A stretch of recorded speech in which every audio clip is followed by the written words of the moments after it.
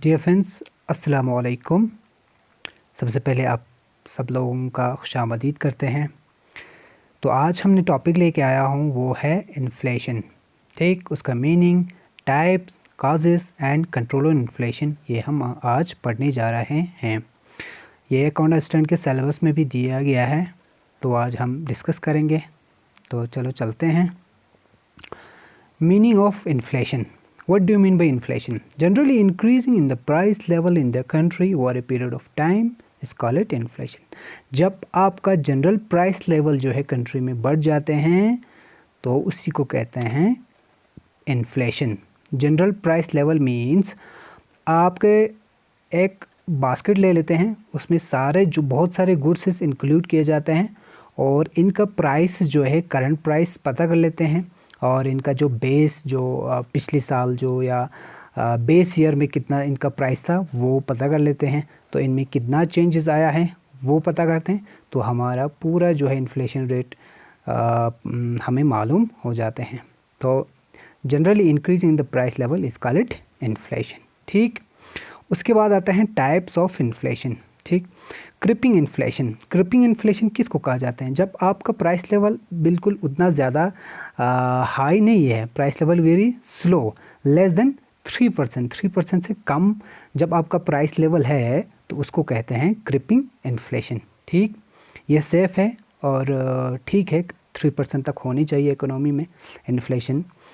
और सेकंड आते हैं वॉकिंग इन्फ्लेशन और ट्रॉटिंग इन्फ्लेशन। इसको जब प्राइस लेवल मॉडरेटली इंक्रीज़ हो जाते हैं in a single digit means 3 to 7% आपका प्राइस लेवल जो है इंक्रीज़ हो जाते हैं लेस देन 10%, तो उसको कहते हैं वॉकिंग इन्फ्लेशन। उसके बाद आता है running inflation. When price rise rapidly like a running horse at the rate period of 10 to 20% per annum. 10 to 20% जब पहुंच जाते हैं इन्फ्लेशन रेट तो उसको कहते हैं रनिंग इन्फ्लेशन। रनिंग इन्फ्लेशन थोड़ा इकोनॉमी के लिए रिस्क है, इस हर आदमी पे इसका असर पड़ेगा। जब इन्फ्लेशन रेट हाई हो जाते हैं तो हर लोगों के, गरीब हो अमीर हो, सब पे असर पड़ने वाला है और इसको कंट्रोल करने की बहुत ज़रूरत है गवर्नमेंट को। ठीक, उसके बाद आता है नेक्स्ट हाइपर इन्फ्लेशन।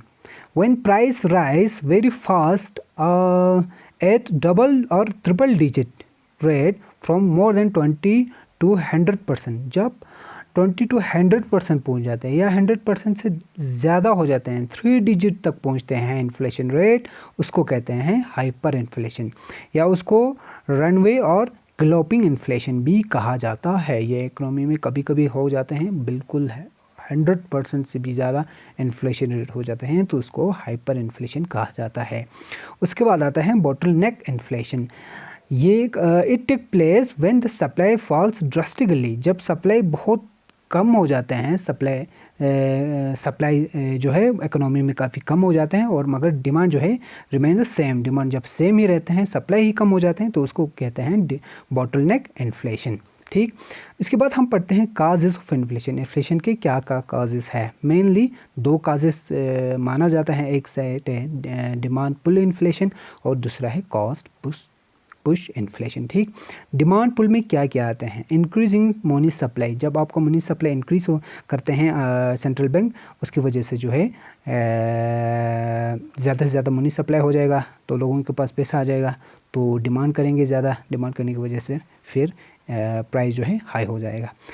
सेकंड है increase in public expenditure. Government expenditure ज़्यादा करेंगे, गवर्नमेंट खर्चा ज़्यादा करेंगे तो मार्केट में भी इसका डिमांड ज़्यादा हो जाएगा, इसकी वजह से भी इंक्रीज हो जाते हैं। तीसरा है cheap monetary policy. Low rate of interest पे लोन देते हैं, इसकी वजह से भी डिमांड ज़्यादा हो जाते हैं। उसके बाद आते हैं डिफिसिट फाइनेंस। जब ज़्यादा गवर्नमेंट बोरो करते हैं आरबीआई से या बाकी फाइनेंशियल इंस्टीट्यूशन से, उससे भी डिमांड पे असर पड़ते हैं और इन्फ्लेशन का काज बनते हैं। इसके बाद इंक्रीज इन कंज्यूमर स्पेंडिंग। जब कंज्यूमर जो है ज़्यादा अपना ज़्यादा इनकम जो है वो खर्चा करेंगे, मार्केट से गुड्स परचेज़ करेंगे ज़्यादा, तो इसकी वजह से भी डिमांड पे असर पड़ते हैं। डिमांड पे असर पड़ने की वजह से भी इसका काज बनते हैं इन्फ्लेशन। ठीक, और इंक्रीज इन एक्सपोर्ट। एक्सपोर्ट में इंक्रीज होने की वजह से भी इन्फ्लेशन का काजेस बनता है। ये सारा काजेस जो है वो डिमांड पुल में आते हैं। चलो चलते हैं कॉस्ट पुश्ड इन्फ्लेशन। ठीक, कॉस्ट पुश में आते हैं, ये सप्लाई साइड भी कहा जाता है। शॉर्टेज ऑफ फैक्टर प्रोडक्शन, जब factor production land labour capital के शॉर्टेज हो जाते हैं तो ऑटोमेटिकली आपका कॉस्ट बढ़ जाएगा। कॉस्ट बढ़ने की वजह से इन्फ्लेशन का काज बनते हैं। बैकवर्ड एग्रीकल्चर सेक्टर, आपका एग्रीकल्चर सेक्टर बैकवर्ड होने की वजह से भी इस पर असर पड़ सकते हैं। ठीक, इनफिशिएंट स्टोरेज, ट्रांसपोर्ट और इंफ्रास्ट्रक्चर, स्टोरेज कम होने की वजह से, ट्रांसपोर्ट अच्छा नहीं होने की वजह से, इंफ्रास्ट्रक्चर अच्छा नहीं होने की वजह से भी आपका प्राइस पे असर पड़ सकता है। Hoarding by traders of essential items, essential items का जो ट्रेडर जो है होर्डिंग करते हैं, छुपाते हैं, उसकी वजह से भी प्राइस हाई हो जाते हैं। Rise in price of crude oil fertilisers, crude oil और फर्टिलाइज़र की जब प्राइस इंक्रीज़ हो जाते हैं इंटरनेशनल मार्केट में, उससे भी असर पड़ते हैं आपके इकोनॉमी पे। राइज इन लेबर कॉस्ट, जब लेबर कॉस्ट बढ़ जाते हैं तो ऑटोमेटिकली उसका प्रोडक्ट का कॉस्ट भी बढ़ जाएगा। कॉस्ट बढ़ने की वजह से आपका प्राइस भी बढ़ जाएगा। ठीक, higher cost of imported material, imported material की कॉस्ट बढ़ने की वजह से भी आपके मटेरियल का कॉस्ट और प्राइस बढ़ सकता है। Monopoly of single market, market में मोनोपोली हो जाते हैं, एक कंपनी का अपना ही ये गुड्स अपना ही एक ही कंपनी सेल करते हैं तो अपना खुशी मतलब कि कितना प्राइस सेट करें, उसकी वजह से भी ये काजेस होते हैं। Pushing up of profit by the management, कभी कभी मैनेजर जो है अपना प्रॉफिट हासिल करने के लिए भी प्राइस इंक्रीज़ करते हैं, तो ये भी काजेस बनते हैं इन्फ्लेशन। ये सारा जो है कॉस्ट पुश में आ जाएगा और वो डिमांड पुल में आ जाएगा। इन सारे चीज़ों को आपको याद रखना है, इसमें बहुत सारे ऑब्जेक्टिव टाइप क्वेश्चंस पूछ सकते हैं। ठीक, चलते हैं मेजर्स ऑफ इन्फ्लेशन, किस तरह से मेजर्स किया जा सकता है। ठीक, पहला आता है wholesale price index. It measures the changes in wholesale price on weekly basis, इसमें होलसेल प्राइस को देखते हैं और किस वीकली बेसिस पे। ठीक, on the basis of weekly base index is average annual WPI is worked out. Average weekly, हम average जब हम वीकली बेस पे देखते हैं, हम वीकली जब हम एवरेज निकालते हैं वीकली बेसिस पे, तो हम annual price wholesale price index जो है वो हमें निकल आता है। ठीक, ये जो है इंडिया में होलसेल प्राइस इंडेक्स के ज़रिए इन्फ्लेशन को मेजर किया जाता है। ठीक, और ये एक ऐसा चीज़ है, मीन्स हमने पहले डिस्कस किया, एक टोकरी है जिसमें बहुत सारे गुड्स है, तकरीबन इसमें new wholesale price index series में आते हैं 697 गुड्स इसमें इंक्लूड किया जाता है। ठीक, और इसके बाद जो है हमारे और एक है consumer price index. It measure the changes in retail price on monthly basis. ये रिटेल जो रिटेलर बेस पे होते हैं, कंज्यूमर को जो मार्केट में प्राइस जो प्रोडक्ट मिलते हैं तो उसको कहते हैं रिटेलर प्राइस। ठीक, उस बेस पे जो है जब रिटेलर प्राइस में चेंजेस आ जाते हैं और मंथली बेस पे इसको कैलकुलेट किया जाता है। ठीक, on the basis monthly indexes average annual WPI is worked out. ठीक, ये हो गया हमारा कंज्यूमर प्राइस इंडेक्स। होलसेल, आपको पता है होलसेल प्राइस क्या होते हैं। ठीक, और कंज्यूमर प्राइस मीन्स जिस प्राइस पे कंज्यूमर को मिलते हैं वो हो गया हमारा कंज्यूमर प्राइस इंडेक्स। इसके बाद आता है GDP डिफ्लेटर। ठीक, it refers to the ratio between GDP at constant price और GDP एट करंट प्राइस और GDP at constant price. GDP deflator हमें इस तरह से ये कर सकते हैं कि आपका जो है नॉमिनल GDP और डिवाइडेड बाय रियल GDP, हमने ऑलरेडी डिस्कस किया था नेशनल इनकम के कंसेप्ट में, इनटू 100 इसकी करेंगे तो हमें आपका GDP डिफ्लेटर जो है, हमें प्राइस इंडेक्स जो है हमें मिल जाता है। ठीक, ये हो गया कि 3 मेजर है जिसके ज़रिए हम इन्फ्लेशन को मेजर किया जा सकता है।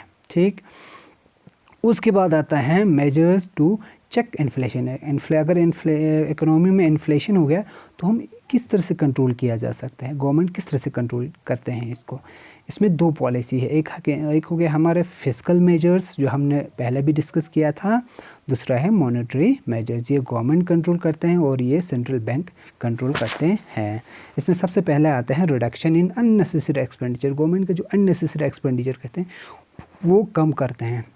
जब एक्सपेंडिचर कम करते हैं तो डिमांड कम हो जाएगा, डिमांड कम हो जाएंगे तो प्राइस में भी कंट्रोल आ सकता है। इंक्रीजिंग इन टैक्सेस, जब आपका टैक्स रेट जो है इंक्रीज़ करेंगे तो आपके पास इनकम कम रह जाएगा, इनकम कम होने की वजह से आप एक्सपेंडिचर या कंज्यूम कम करेंगे तो डिमांड कम हो जाएगा, प्राइस भी कंट्रोल हो जाएगा। ठीक, पब्लिक डेब्ट, और पब्लिक डेब्ट जो है जिस पे इंटरेस्ट रेट पेमेंट करने होते हैं वो कुछ हद तक या पोस्टपोन किया जाता है या पेमेंट नहीं किया जा सकता है, उससे भी कंट्रोल किया जा सकता है। सरप्लस बजट मींस आपको बजट सरप्लस किया जाता है, रेवेन्यू हाई हो जाते हैं और एक्सपेंडिचर कम करते हैं तो या टैक्स के ज़रिए रेवेन्यू हाई करते हैं या कुछ करके इसको कंट्रोल करने की कोशिश करता है।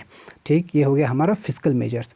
उसके बाद आते हैं मॉनेटरी मेजर्स। मॉनेटरी मेजर्स जो है वो सेंट्रल बैंक कंट्रोल करते हैं। क्रेडिट कंट्रोल, मनी सप्लाई जो है कंट्रोल करते हैं, सब मार्केट में सप्लाई मनी सप्लाई कम करते हैं तो उसकी वजह से भी कंट्रोल हो जाते हैं।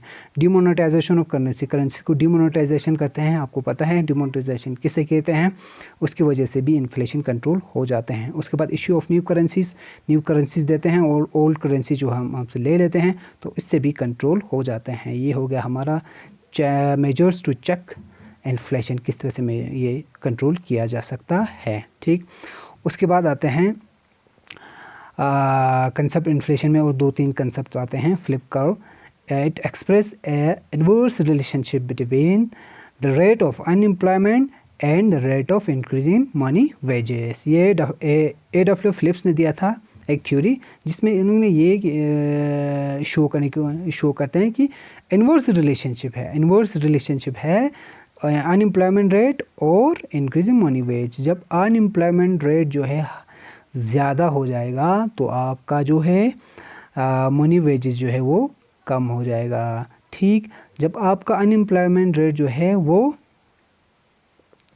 कम हो जाएगा मीन्स एम्प्लॉयमेंट ज़्यादा हो जाएगा तो आपका रेट जो है वो बढ़ जाएगा। ये इन्वर्स रिलेशन है, इसको कहते हैं फ्लिप कर्व। ठीक, उसके बाद आते हैं स्टैगफ्लेशन। स्टैगफ्लेशन किसे कहते हैं? It is a combination of stagnant economic growth, high unemployment and high inflation. एक ऐसा इकोनॉमी में सिचुएशन हो जाते हैं जिसमें इकोनॉमिक ग्रोथ कांस्टेंट होते हैं, इन्फ्लेशन रेट बहुत हाई होते हैं, अनएम्प्लॉयमेंट रेट हाई होते हैं और इन्फ्लेशन भी हाई हो जाते हैं। ये एक ऐसा सिचुएशन भी आ जाते हैं तो इसको कहते हैं स्टैगफ्लेशन। ये हो गया हमारा इन्फ्लेशन से रिलेटेड जो कंसेप्ट। ठीक, उसके बाद आप जो है मैंने आपको ऑब्जेक्टिव टाइप क्वेश्चंस जो आपको दिए गए हैं तो आप इनको अच्छी तरह से देखें। जितने भी क्वेश्चन है आप खुद सॉल्व करने की कोशिश करें। वीडियो को अगर अच्छी तरह से देखा होगा तो आपको ये सारा क्वेश्चन जो है आप खुद ब खुद आप सॉल्व कर सकते हैं। तो आज के लिए काफ़ी है, अब तो क्वारंटाइन पीरियड भी तकरीबन ख़त्म हो गया तो हम इंशाल्लाह कोशिश करते हैं नेक्स्ट वीडियोस भी बनाएं और तब तक के लिए आप हमारे लिए दुआ कीजिए और अपना ख्याल रखें। Thank you.